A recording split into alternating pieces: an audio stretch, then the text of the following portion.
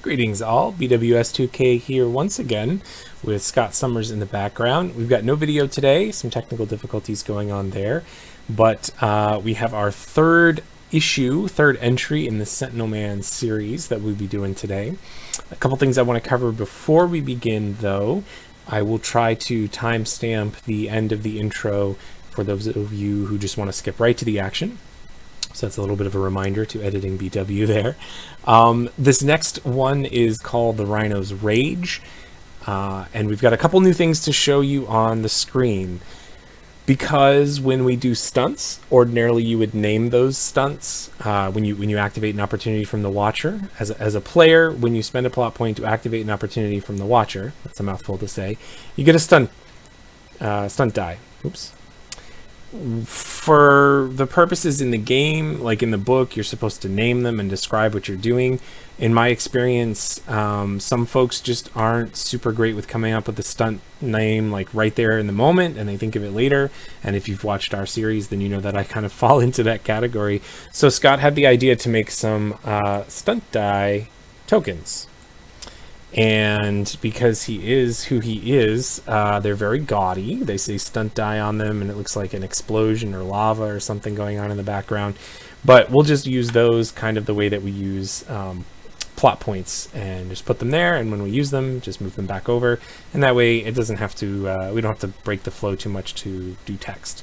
So that's the first thing. The second thing is session records. I want to make sure that I am using the session records the way they are meant to be used, which is to say whenever you reference a previous session. So if the Sentinel Man, while he is fighting the Rhino, references something that happened in the Birds of a Feather issue, then he immediately gets the benefit of a plot point, even if he doesn't have any plot points.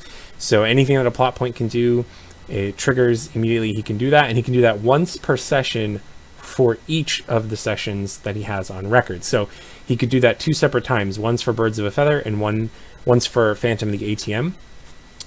It is also a character growth mod, so that if instead of doing that in the future, you decided, you know what, I've referenced Birds of a Feather enough, I'm going to swap it in and kind of cross it off the list, and I can still reference it, but I'm going to use it to, I don't remember what all the different things are, but like switch around my distinction, or maybe swap out for a new distinction or something.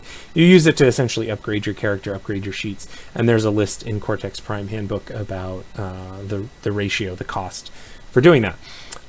That's session records. Tiny data files. As I was making the Rhino data file, as I'm sure you're able to tell, I often just kind of copy paste over my previous templates that I've used.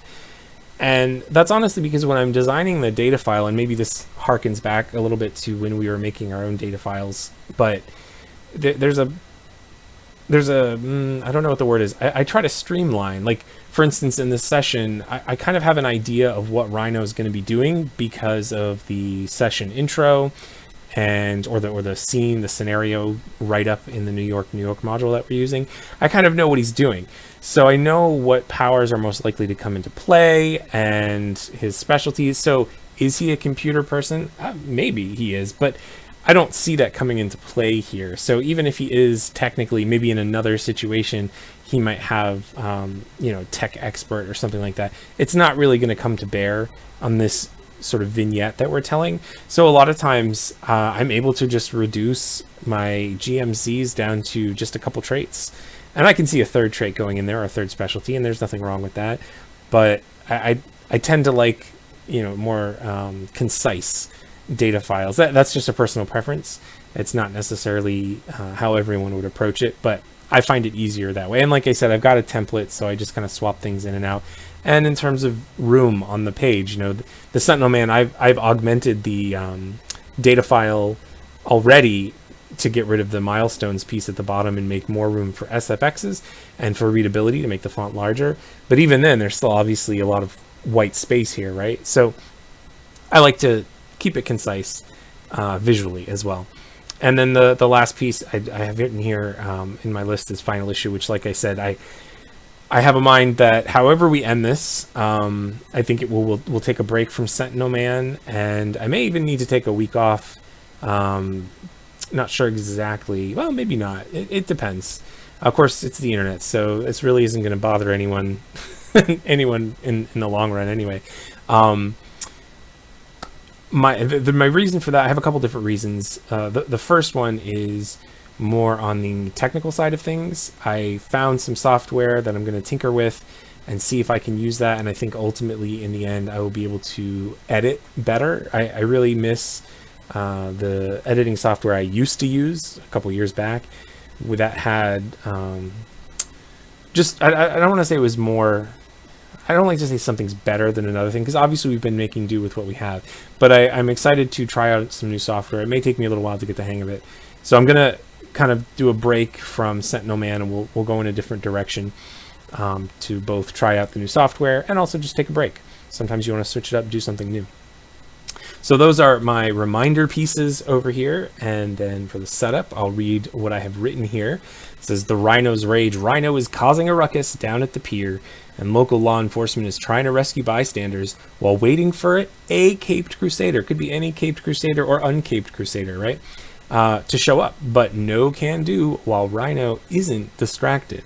So the setup here is essentially you have Rhino, and at this point in time, his skin has been bonded to his suit, and he is sort of undergoing therapy about getting that removed, and, or, well, maybe therapy isn't the right word, but there, he is working with doctors to have it removed. And part of that process involves heavy medication, which has triggered for him a sort of amnesia or regression. What's the word? Regression? I know I'm not saying that word properly, but he's having sort of a flashback, living in a flashback. So whereas previously he was at least docile to the extent he knew he was going to get something out of this endeavor, he is now on the pier, throwing things around, raging, and calling out for Spider-Man, sort of having a flashback to a previous run-in with the webbed wall crawler. But there were not hostages, but there were bystanders there who are sort of cut off from escape. So they are in essence hostages, and law enforcement has the area kind of nailed down, but they are, like he is, waiting for an actual superhero to come in and distract him, not necessarily defeat him, but distract him, because he has just issued the ultimatum that if Spidey doesn't show up soon, he's going to start hurting the hostages that he does have. Which presented an interesting situation for me as the person setting up the scene, because I didn't know how there are a couple ways that I could have done that, and I wasn't sure how I was going to do it. And I think what we'll go with is Scott, of course, is going to be running the Rhino, and I'm running Sentinel Man. So I put this down here. I've got 4 D8s for scared hostages mob, and I think what I'll do is every time that it's, we're kind of leaning on the narration here, but every time that it is narratively permissible or makes sense, Rhino is just going to attack the hostages as a mob. And if he succeeds, then we'll just move one of our X's over it to represent the fact that that hostage has fainted or been injured or knocked out. I mean, he's not necessarily going to kill somebody, but they are sort of, the law enforcement have failed in their ability to rescue that person. However, for every round that he is distracted, law enforcement will be able to come in and actually remove one of these mob die. Now, mob dice. It's going to seem kind of backwards, because when there's only one left, it will be easy for Rhino to hurt them, but it's also going to make it more important then for Sentinel Man to keep him distracted. So I'm not sure how it's going to play out. Like usual, we just kind of going by the seat of our pants here in terms of how this is all going to mechanically roll out. And as I've said before, we usually end up breaking rules somewhere, or skipping them, or missing them, missing steps or something like that. It happens. That's how it is. If you wanted to have somebody who knew everything they were doing, then you'd probably be watching a different YouTube channel. So that's what we're going to do. I do have the Doom pool set at 2d8 to represent the fact that this is a rampage. So there's a little bit more at stake here. We obviously have hostages. Rhino's not a pushover. I mean, he's kind of a one-trick pony, but he's not a pushover by any stretch. I gave him D10 strength and his durability at D12. So let's cover his data file real quick then. So we have Rhino, solo D10, scrambled memories, because that's it's one of his distinctions, and it kind of represents where he is, at least at the moment. Trapped in his suit, and also more unreasonable by the moment, which is a direct quote from the New York supplement describing him.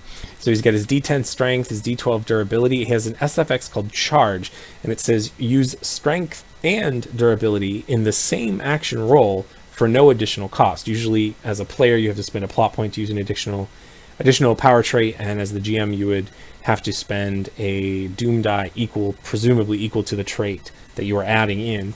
And with 2d8 I couldn't add in a d10 or d12 until I had upgraded one of those dice. So I can add both of them in for no additional cost, but if the action fails I have to shut one of the powers down, and I can activate an opportunity to recover it as Rhino. So I figured that was kind of a good way of giving him that one trick poniness. He can put all of his effort into this pretty narrow field of what he's doing, but if he fails, then either because of immobility or because you hate to say his suit tore because that's not really a thing, but he'd be pinned or something like that, or he missed his target and got hurt or whatever, he would be losing one of those until he was able to activate an opportunity. And then his limit is called Not So Thick Skin, which again, kind of going by what I expect the scene to use, I gave him this limit, and it's step up emotional stress or emotions-based complications. And I spelled complications wrong. Didn't we talk about how I don't do things perfectly? Oh, and I didn't even put a period on the end of the sentence. Well then, that's a double whammy right off the bat. So Not So Thick Skin is his limit, step up emotional stress or emotions-based complications placed on him, which in another time, in another place, probably wouldn't be an applicable limit. But right now, in the mood that he's in, that's what's kind of on the table. He has Combat Expert, of course, and he has Menace Expert as well. So both of those at D8s. The scene distinctions, we have Rescue Operations, because that's kind of what's going on here. And then Peer Pressure, P-I-E-R, pressure. And I have to admit, I put that there because they're on the docks near the pier. But do you remember? And let's scroll the screen over here just a minute. Sentinel physiology, the limit is obvious weakness. Gain a plot point to step up water-based stress or complications placed on this hero. Remember how the weakness for Sentinel Man is water? That basic element?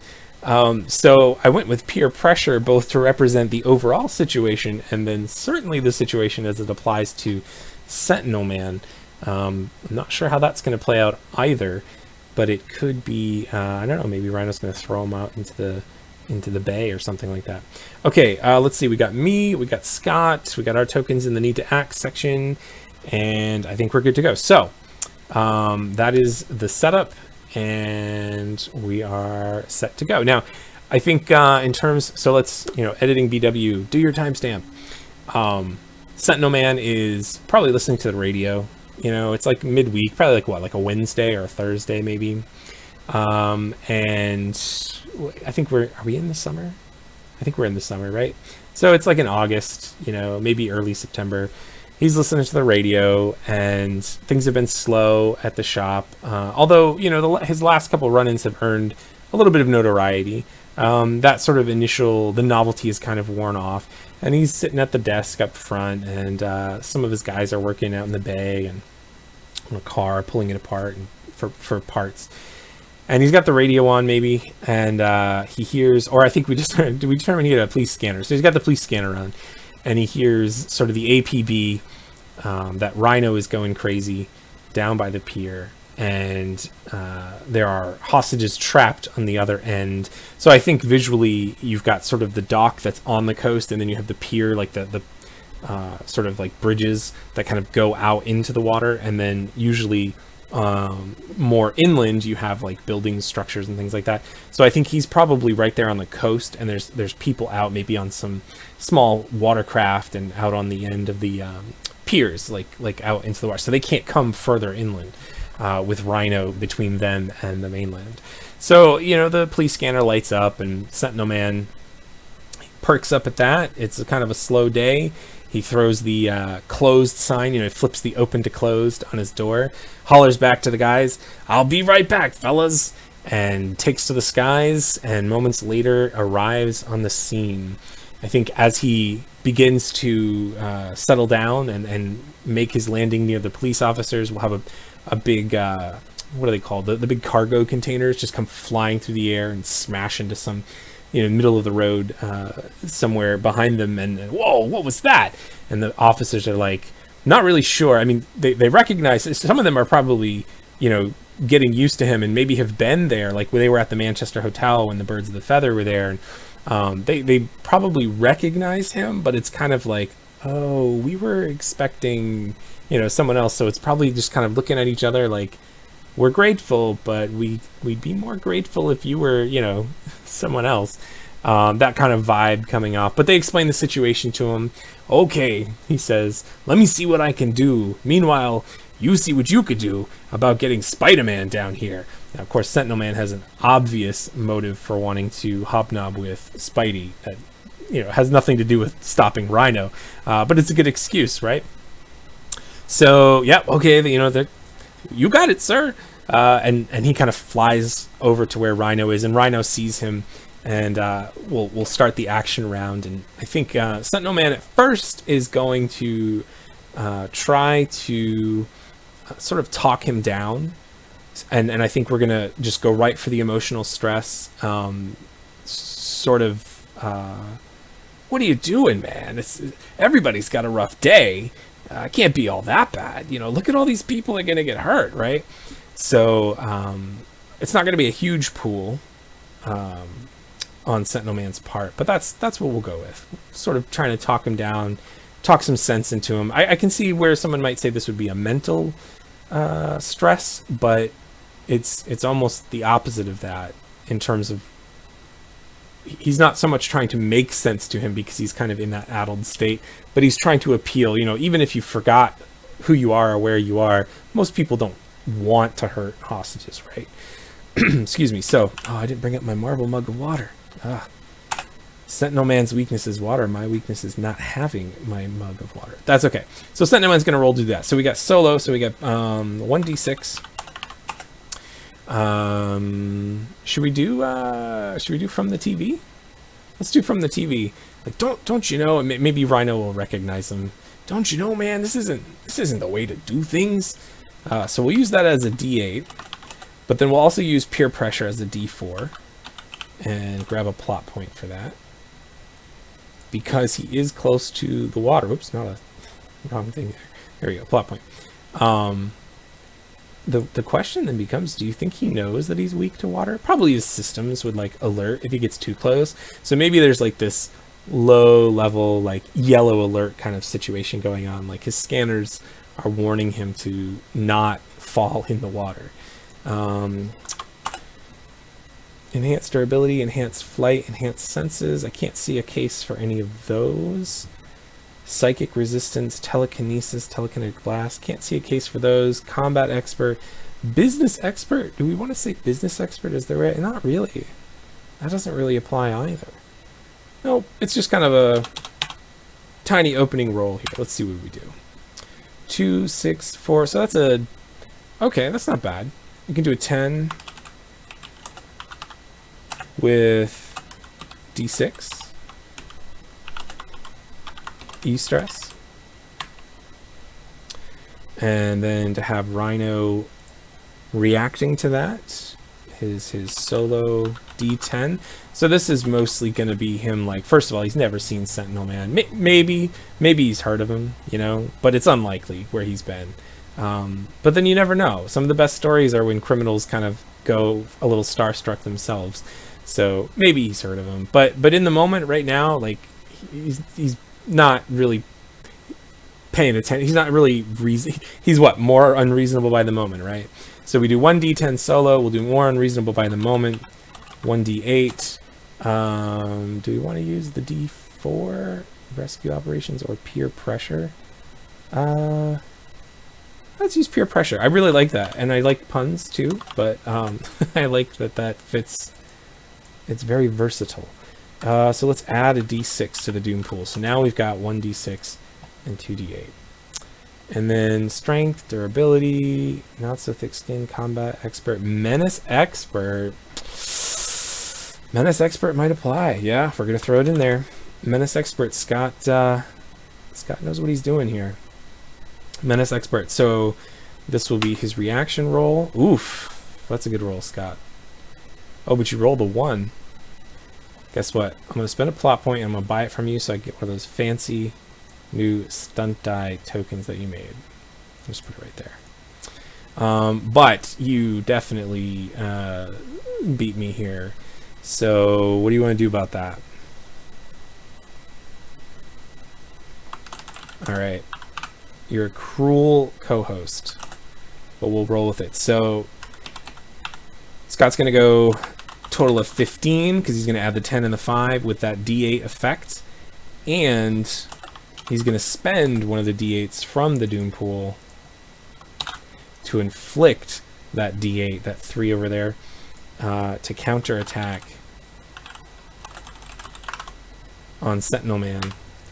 And it's not going to be physical stress, is it? I mean, this is kind of like a talking down situation. You think he's going to throw something at him? No, I think he's going to be embarrassed. Embarrassed? Yeah.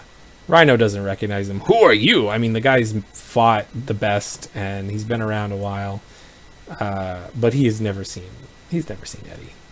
So that's going to be emotional stress D8 right out of the gate. Total backfire on the part of Sentinel Man. All right, that was my action. Oh, let's move this out of the way. But I did get a stunt die out of it, so that'll be nice to use. All right, Scott's turn. Oh, let's not forget we got to do that stuff with the hostages. So Scott's turn to act. Rhino is going to, you think, just attack him? Yeah, attack him. So he's going to pick up another crate, shipping container. You guys know what I'm talking about. They look like the things you put on trains, but there's like, you could drive a car inside them, the big shipping containers. I think that's what they call them in the movies, right? He's going to pick up one of those anyway and hurl it at Sentinel Man. So that's going to get the opportunity to use his strength. So we'll go D10 solo. More unreasonable by the moment, 1d8. Rescue operations, peer pressure.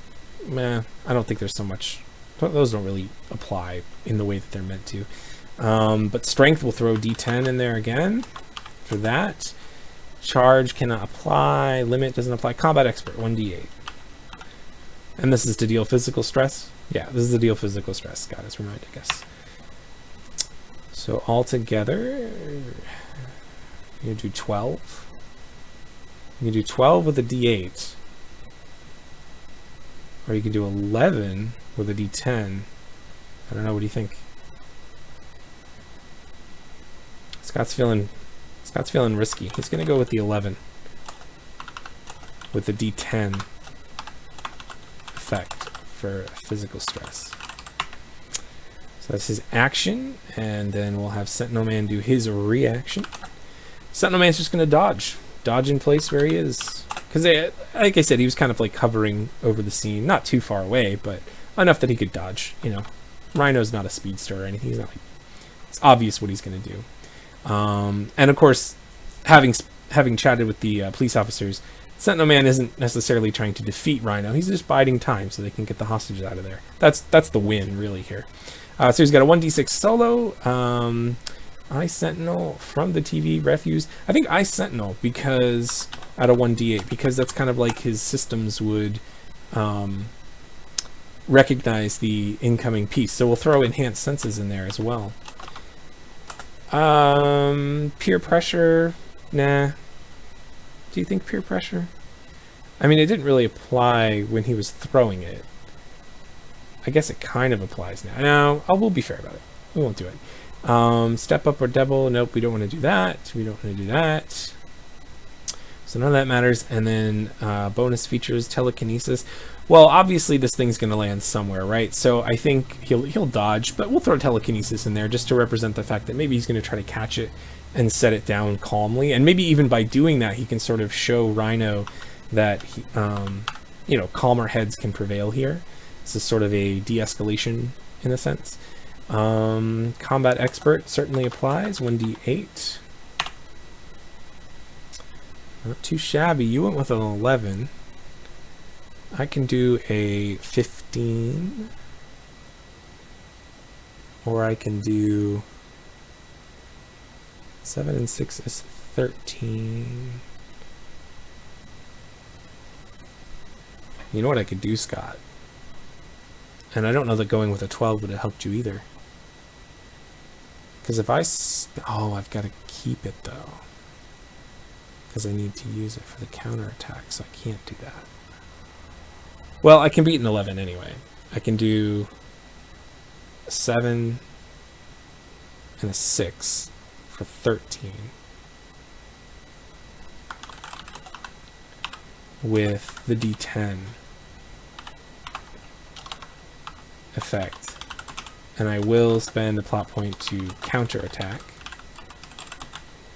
And I'm going to deal emotional stress to Rhino. I'm going to use this as an opportunity to be a calming presence, to kind of catch it. Whoa, what are you doing, fella? What are you doing? Somebody's really going to get hurt. You know, you keep throwing these things around. They got to come down somewhere. You're looking for Spidey is what I'm hearing. You know, he's kind of getting him engaged. So definitely distracting him, but also modeling that calm, because he's not coming in punching. He's just, you know, keeping a safe distance and, yeah, hoping to impose that calm. So we'll spend our final plot point. So Scott will be happy about that. But it is in turn going to put a D10 emotional stress on Rhino, which is going to step up to a D12. So this could be a short encounter, but that's okay. It's a good way for him to meet Spidey. Maybe Spidey will show up. So D12 emotional stress. Wait, is that right? D10? Yeah. So it's a D10. What I was looking to do, if I'd had 2 plot points, I could have actually stressed them out, because I could have added the 7 and the 6 for 13 and the 4 for 17, which would have given me a heroic success, right? An extraordinary success, and used the D10, which would have stepped up because of the extraordinary success to a D12, and then because of his limit would have taken him out. But that's fine. We don't need to go overboard, and I couldn't do it anyway, so that's fine. So that was my reaction. Now that's the end of the round, so let's not forget the hostages. Since the Rhino is definitely distracted, we'll go ahead and move one of these hostage. Ding! 25% of the hostages have been rescued. The police officers kind of rush in behind Rhino and come on, come on, come on, and motion, and like maybe like this lady with her holding her baby, right? And the baby's kind of crying, but has a pacifier in. And, oh, my baby, you know, kind of running over to safety. And maybe the dad stays behind, right? But he's like, take the women and children first, right? Okay, Scott's going to go next in this next round with Rhino. So we'll put his token kind of in the middle there so I don't lose track.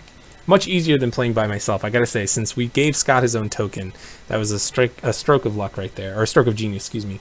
Makes it a little bit easier. I know I still skip stuff, but it does make it somewhat easier. All right. So what is Rhino going to do? Well, he's got that emotional stress, so it does feel like he's starting to feel bad about his actions, but he's not losing focus of the fact that he's there to get Spider-Man. I want Spider-Man, you know? And he's causing all kinds of mayhem, bluster, raging, in place. And so Sentinel Man is flying, so it's not like, do you think Rhino should try to tackle him in the air? You want to give that a shot, Scott? That would be pretty dramatic. Yeah. All right, let's do that. Let's do that. So we're going to have Rhino, and he's going to like crouch down. Now, when I was reading in the New York supplement, they were saying that he has like better powers now as a result of someone. I don't know. I was just a wee babbins in the 80s, so I didn't catch the arcs for all of these characters. But they actually said that he was on par with the Hulk, which it would be 80s Hulk, of course, whatever the contemporary Hulk was. But something that Hulk can do easily is leap around. And so I think we should let Rhino give a shot at doing that too. And if he misses, that'll be interesting as well, because he's no longer throwing shipping containers, but he is now still going to make himself into a hurtling object. All right, so Scott is going to assemble his pool for Rhino to do this charge like, I've never seen you before. Where's Spider-Man? Wow. And he kind of like leaps up into the air. Sentinel Man's not like 100 feet away or anything, So this is kind of like an air tackle. It could work. Go /R. We got 1d10 solo. Scrambled memories, trapped in his suit, more unreasonable by the moment. Feels like scrambled memories fits the best here. Just because, I mean, he's here for a reason, and he's in a flashback. So it's not necessarily that the unreasonable by the moment distinction doesn't apply, but it does feel more like him specifically referencing and being focused about Spidey is more about the flashback piece. So the scrambled memories probably fits best. Let's throw, so that's the D8, and then as a D4, do we want to throw peer pressure in there again? You want to throw that in, Scott? Help your Doom pool out? Yeah, all right. Oops, it's 1d4. And Scott is going to bump up the d6. So now there is 2d8. We're back to 2d8 in the Doom pool. Strength and durability. So we're going to use that charge SFX. So we're going to add in the 1d10 from strength and the 1d12 from durability. And if this fails, he's going to have to shut down one of those two powers. But it might work. And then combat expert, 1d8. And actually, Scott is pointing to my data file. Yep, you're right. So Sentinel Man, he's already kind of shaken a little bit. He's got that D8 stress, kind of embarrassed. And I think it may be a situation where Rhino's words may catch him a little off guard. Like, well, I'm not Spider-Man, but aren't I good enough? So we'll throw his stress in there as well. And yeah, so that's Rhino's action. Oh, Scott, what are you doing, man? Oh my goodness.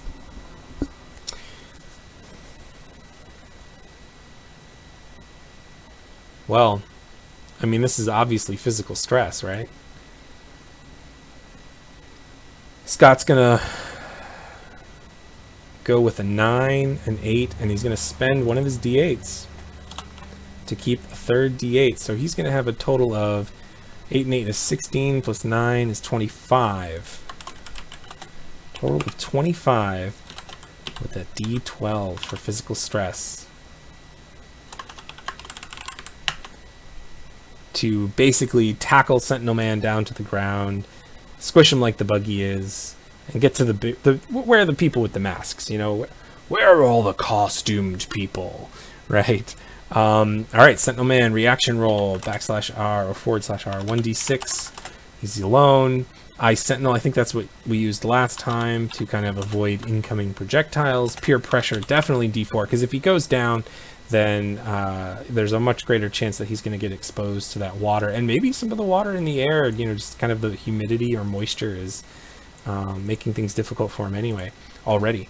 So and then we'll throw enhanced senses. Now we have still wonky, but that only works on an action. Oh, we could do branding. Spend a plot point to double from the TV distinction. Let's remember that for next turn if we're still around. Try to convince him, like, no, haven't you seen me? And maybe he can jog his memory. Maybe he's on a billboard, on a bugle billboard across the street, and Sentinel Man can kind of point to it. Anyway, so let's throw our 1d8 enhanced senses in there. So none of those. And then psychic resistance, telekinesis, telekinetic blast. So he's trying to avoid, but I think we'll do the same thing like we did with the shipping container. And we'll try to sort of hold him in place, and if we can hold Rhino in midair, that would be ideal. So he's going to try to catch him, and that would keep him from continuing to harm anybody else, right? And then 1d8 for combat expert. So that's what we're hoping to do. And we'll throw in the d12 from Rhino's emotional stress, just representing the fact that he is I'd like to think that he has not transformed, but he has progressed from just being sort of a blind rage to almost brought to his senses, in the sense of he knows exactly what he wants. He wants Spider-Man and get this guy out of the way. It's just that's just not realistic. You know, he's in that flashback delusion state. So we'll use the D12 emotional against him because, yeah, feels like it fits. All right. I've got a botch, or excuse me, not a botch, a hitch. I rolled a 1, and Scott's going to give me a plot point for that. You know, it came up in my Friday night game that some GMs, some watchers don't allow their players to use the plot points that they gain in that particular turn. To be honest, I don't know what the rules say officially about that. At my table, it doesn't matter. If you've got a plot point in hand, you can spend it. The plot points, I want them flowing on the table. And so I'm okay with using plot points that I've just acquired. And, oh, and I didn't throw in my stunt die. I was going to throw in my stunt die. Scott, can I roll? Can I throw in my stunt die? Are you cool if I do that? It's a D10.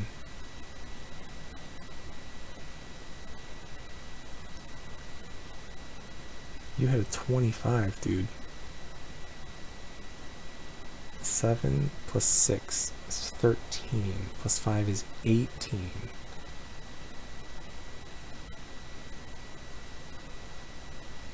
I can do... If I spend both my plot points... Oh, session records. That's right, Scott. You're right. Thank you for being fair about that. I can reference my session records. So I think if we're going to talk about aerial attacks, obviously Sentinel Man is going to remember Birds of a Feather. He's essentially trying to do the same thing to Rhino as he did to them. So we will reference Birds of a Feather here and gain the benefits of a plot point. So let's add them up. We've got 7 and 6 for our normals, so that's 13. I'll spend a plot point to keep the 5, so that gets us to 18. The session records piece gets us to 21. Is that good enough, you think? It's gonna be D12 physical stress. Oof. Yeah, let's do it. We'll do it like that. So we'll do total of 21 with what, a D8, I guess.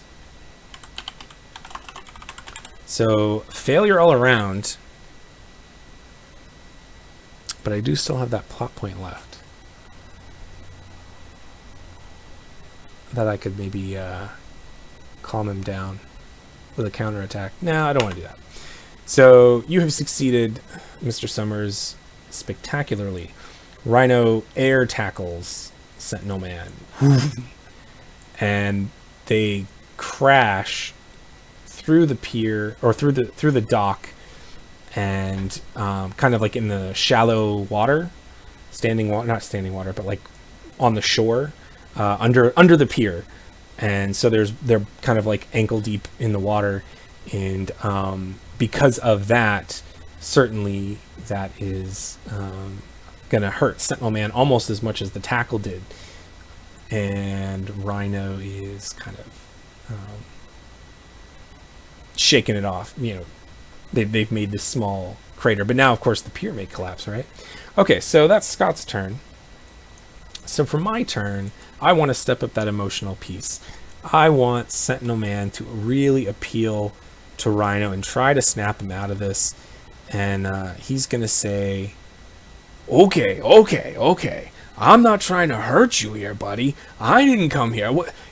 I'm not throwing things. Am I angry? Who's angry? It's not me. I'm just a guy, you know. I'm here and I want to calm you down. Look, you got ladies and babies up there. Look what you're doing. You're breaking the pier and all this. This is just a wreck here, man. An absolute wreck. I think we need to just calm down a bit here. And and I think maybe as they crash, maybe on one of the pillars of the pier, you know, people sometimes would put flyers up, or like maybe there's a flyer, a newspaper, a Bugle newspaper kind of not floats by, but like blows by.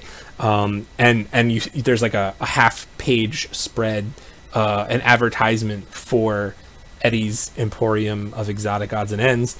And he like picks it up and points to it. Listen, man, don't you know me? Haven't you ever seen me? I'm a good guy. I'm not one of the bad guys. I'm not Spider-Man, but I'm not here for a problem. And try to really appeal, like in a reason to reason out. Of course, whether this works or not, certainly we'll rescue some more hostages. So that's what we're going to do for our total, or for our pool.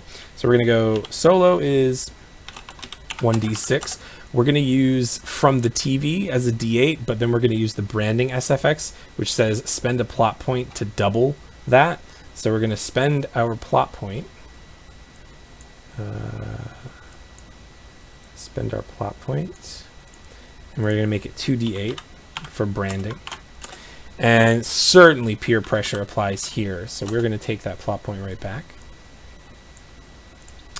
I think for the stunt die, I was going to try to include that. And maybe the stunt die is just the idea that Eddie is... Gosh, you're supposed to use a stunt die for like your powers, for like a cool use of your powers. And I'm struggling to think right away of how any of his Sentinel physiology powers would really apply here. But I almost want to go with a telepathic piece, not telekinesis, but telepathic. But obviously, it's not a power I have. So I think maybe he's helping Rhino up telekinetically. So like Rhino, like, you know, they were kind of in this crater, and so Eddie is kind of like floating, like lifting himself up, but also like helping to pick up Rhino as well and kind of set him on his feet, because that seems cool. So he's not using his telekinesis to hold someone down, which is what he usually does, but he's actually going to use it to just kind of help pick him up and set him down. And maybe at some point that would maybe we can make... I think didn't we have telepathic stuff on the original rolls? I feel like we did. Maybe it was telekinesis. Anyway, so that's what he's going to do. We're going to throw the stunt die in there. Go over to the side. So 1d10 from the stunt die plus 1d10 from telekinesis. And enhanced durability, enhanced flight. I think I'm going to throw enhanced flight in there just to represent, again, he's keeping his distance. I mean, they're under the pier, so I'm imagining this is more of a like lateral distance, kind of like he's helping them both get up, and but he's kind of like floating, you know, his toes are kind of hanging down a little bit. So that's power set, and then telekinesis, which we did, and then combat expert. I don't think combat expert works here. We're not really in combat. I guess de-escalation, but that would be more like psych expert, right? So I'm not going to use combat expert. I am, however, going to throw in his Rhino's D12 emotional stress. And let me think. Is that all we want to do? We have the plot point. I did a distinction, affiliation, 2 power sets. Yep, and I can still reference Phantom of the ATM if I need to. Though I'm not sure what would happen that I could do that. So this is an action, and this is to try to bump up his emotional stress. So it doesn't even matter the size of the die that we do, because he's already at D12. So if we go with a 5 and 6, so that's 11. And then let's add on for the plot point 11 plus 4, that's 15. Is there something we can reference here from Phantom of the ATM? I mean, other than the fact that Rhino is big and bulky, and he is used to containing the speedster, so maybe just the fact that he's getting good at sort of like catching people, kind of like what he referenced Birds of the Feather with, like just this idea. It almost feels like it should be an SFX in itself, which is maybe what we would turn in the session records for, adding in an SFX for that. Yeah, let's do that. Let's reference Phantom of the ATM here, and Eddie's just kind of having his own miniature flashback to holding Speed Demon and putting him in the chair. Remember, I kind of picked him up and put him in the chair. So let's do that so we can keep an additional die for a total of 4 total die, which some people are saying is spend as many plot points as you want. I had thought that the book said you could only have a total of 3, but regardless, using a session record, we can make it 4. So we'll add the 5, the 6, and both the 4s. So that's 5 and 6 is 11 plus 8 is 19. So total of 19, and we just have a D4 effect. You can use, or you can use one of the 2s that we roll. Oh, there's a D12 in there, but it's just a 2. So this will be E-stress on Rhino. Rhino's reaction roll. Scott's gonna put that together. 1D10. Solo. Scrambled memories. You want to use... Yeah, okay, Scott's going to be kind of crafty here. He's going to use more reasonable by the moment as a 1d4, just to make his d8 a d10. Oops. And because it does feel like Rhino maybe is kind of coming to his senses, but he's going to throw in peer pressure as the d8, because certainly that is going to come to bear on Sentinel Man, and that certainly may hinder his success here. Strength and durability, those don't really apply. He's not really fighting it, is he? I mean, you're not really fighting telekinesis. I guess we let the speedster fight it, but strength doesn't matter. You're not pushing against it. And if he's being kind of lifted up, it's not like he's... Yeah, I don't think so, Scott. I think I'm not going to allow that. But I'll allow combat expert, because he's used to being... Or, excuse me, menace expert, because he doesn't want to be talked down. You know, he has that tendency. I probably should have given him crime expert too, right? Whatevs. But Scott is pointing to my physical stress, and so he is going to get to add in the d12 from Sentinel Man's physical stress, just to represent the fact that maybe, despite the fact that he can do this telekinetically, maybe it shows on Eddie that he's weakening and really beat up, and the water is affecting him, and so he may not succeed. So we're looking to beat a total of 19, Scott. Ooh.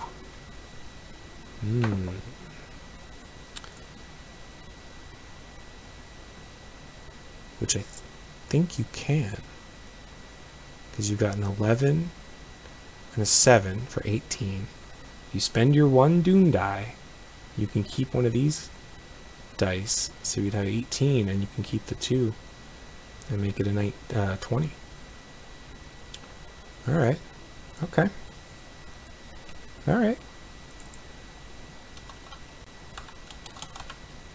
Rhino remains in his flashback, but now there's nothing on the Doom pool here. So no plot points for Sentinel Man, no Doom pool die for the Watcher. So he's going to go with the total. He's going to add the 7 and the 11 for an 18, and then spend his Doom die to keep an additional 1, which will put him at, or additional 2, I guess, it's the 2 die. Keep him up to 21 with a D8 effect. So Sentinel Man's attempt to talk him down, I don't even know who that is. Who are you? I want Webhead. Right? He's not having this. It's just not, it's not going to go well. But yoink a hostage away. And this is probably like the dad is like directing. Maybe there's like a Boy Scout, or not a Boy Scout troop, but like a kindergarten class that was out on like a whale watch, and they're come on, go, and they just and he's helping ferry them across to the officers. All right, well, that's the end of that round. So we'll come back. I get to pick who goes next, and I have to pick Sentinel Man because I don't think he's gonna stand another round. This is tense already. We got to make this count. But he's just gonna do the same thing. He's gonna try to up that emotional stress, but it's gonna be difficult. He's got no stunt die this time. All right, well, so that was 1d6 for solo, and we can't spend a plot point to double from the TV, but we'll use it anyway, and just as a regular d8, and we'll throw in peer pressure as a d4 so we can get ourselves a plot point. So this is essentially Eddie going, listen, even if you don't know who I am, do I look like the kind, do I look like I came here for a fight? I know, I'm not the Spider-Man. He'll probably show up in a bit, but in the meanwhile, can't we just have a chat here? Why you gotta go break in all the containers, and look what you did to the pier, man. Like, come on. You've got a very lovely suit, but this is not the way to be using it. You know, just basically biding time and trying to talk him down. De-escalation, right? I suppose if you own a junkyard, you meet some interesting folks, and de-escalation skills do come in handy every now and then. So we've got that. We've got the peer pressure in there for D4. We'll go with enhanced flight, enhanced durability, enhanced senses. Can we use enhanced flight? Let's use enhanced flight, just because we are kind of floating, and I guess I'm imagining him flying because he doesn't want to be down in the water. So even though flight is not a huge piece of what he's doing, it is kind of showing that he's not a nobody. He is a superhero. I mean, the purple skin does that too, makes that obvious. But he's kind of trying to show reason here, from a place of from a non-threatening place, right? He's not right up in Rhino's face. So 1d8 for that. Not going to worry about that. Not going to worry about that. And then telekinesis. I feel like maybe he's going to just use telekinesis now to like clear away some of the debris. You know, they kind of made this miniature crater underneath the pier, and it's all kind of wooden supports that have fallen. And so maybe he's going to, as he's appealing to Rhino, he's going to kind of move some of that stuff away, off to the sides, maybe stick some of the supports kind of back up as sort of a makeshift repair. Yeah, I like that. And then combat expert, business expert, those don't apply. Yep, that's what we're going to do. All right, I've got a hitch. Scott's going to buy that from me. He's going to give me a plot point. Oh, wait, did I spend? Oh, I haven't spent any plot points yet. But he now has a d6 in the Doom pool. And I will make my total. Gosh, I gotta go in big. Spend the plot point to keep a third die. And can we do that? Can we spend plot points? More than one plot point? I guess maybe it's just that I never assumed you could do it more than to keep like an extra die. I don't know. I don't know that the 2 is going to make the difference though. So we've got 8 and 5 is a 13, plus 4 is 17. So that's a total of 17 with a d8. Excuse me, with a d4. Right? 8 and 5 is 13, plus the 4 is 17. Yep, with the d4 effect. And this is for E-stress on Rhino. And okay, Scott. Same as last time, you think? Yeah. So 1d10 for Rhino again. More unreasonable as a d4. Oops, gotta put my plus in there. But peer pressure as the d8. Strength and durability again. I don't feel like they really, you know, this is a reaction roll. Sentinel Man's trying to talk to him, and Rhino is kind of doing a looking back and forth between him and the bugle paper, which Sentinel Man is probably still holding, but maybe it's down by his side, and kind of looks up, sees the mess that Sentinel Man is referencing, and maybe hears the sirens now, maybe for the first time because he was kind of out of it, and kind of looks around and sees what is going on. So that is kind of the say it piece, but we'll see whether or not Sentinel Man's action is actually successful. So no strength or durability, but we'll throw, oh, did I add in, I didn't add in the D12 emotional for Sentinel Man. All right, Scott's going to let me add that in, roll it, but I'll roll it after.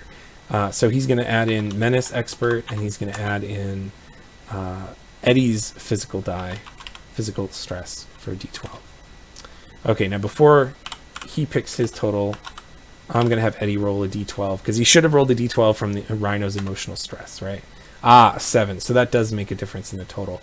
So instead of an 8, 5, and a 4, it would have been an 8, a 7, and a 5. So an 8 and a 7 is 15 plus 5 is 20. So Eddie's total is a 20 with D4 effect.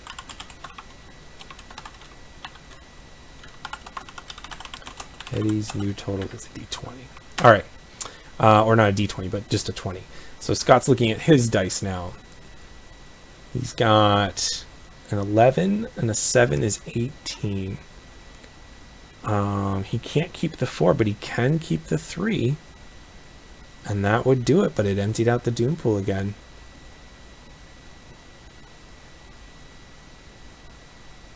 Okay. Yeah. Okay. All right. Scott is feeling like